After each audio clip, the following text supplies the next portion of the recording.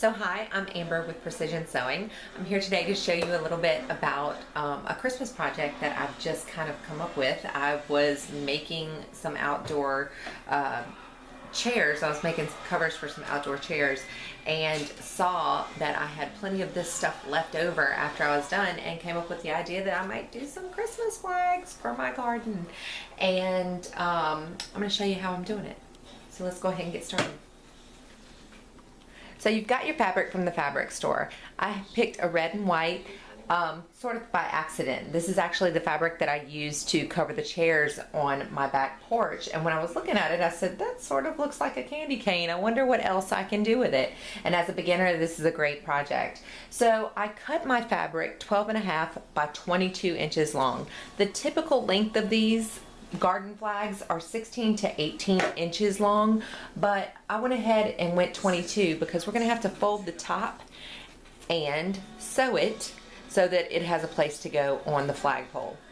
So what we'll do is go ahead and clean up these edges. They're a little frayed from when I cut them, and that's okay because the serger is going to take care of that and give us a nice pretty finish. And no, I'm not necessarily sewing two pieces of fabric together. I'm literally just looking for that pretty edge. So let's go ahead.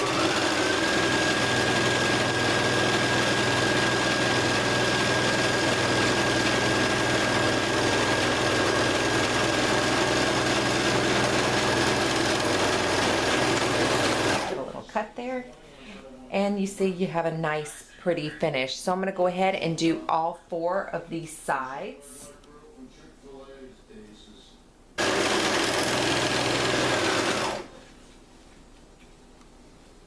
Alright, so now we're done. We have nice, pretty finished edges on the sides so that we can finish our flag off. And what I do is fold it over about 2 inches, like I said, 1.5 to 2 inches, typically about 2 inches, so that I have plenty of room for my flag stand to go through. On the end of the flag stand, there's kind of a little curly loop, and you push that through the side so that your flag will stay there. Now this is the handy little sewing machine that I got when I first got started back with sewing, and I've kept it even though I got my dream machine just about 3 or 4 months ago. I've kept this sewing machine because while my dream machine is going, while I'm embroidering and doing other things, I like to keep this one handy so that I can give a quick little stitch. So we're going to go ahead and fold that down 2 inches. You can pin it if you like.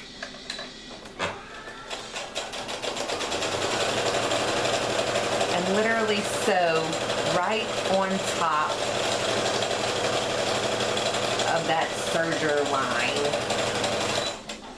And give it a couple of little back stitches to lock it all in. And cut it off. Now all of these little edges here, you can just cut those right off.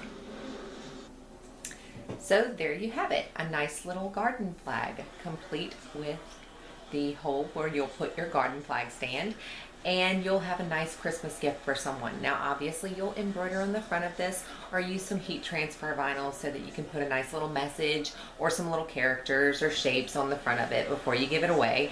If you do heat transfer vinyl, it's fine. It'll work just as well as anything else in the sunshine.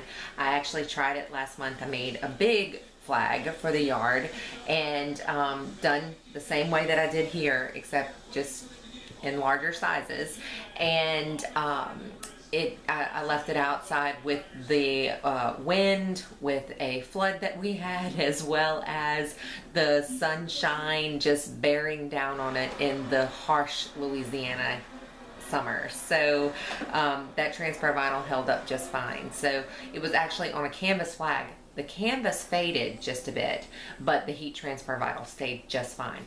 This outdoor fabric will not fade as quickly as canvas or other things might. Things that are safe for outdoors aren't always necessarily safe for our pretty projects, but this one will hold up just fine.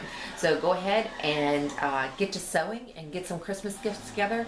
Super cheap way to give out some really, really nice gifts, some really thoughtful gifts this Christmas. You can get anything that you've seen here at Precision Sewing, including the serger, the sewing machine, as well as any of the fabrics. including the HTV material that you might put on your flag for Christmas.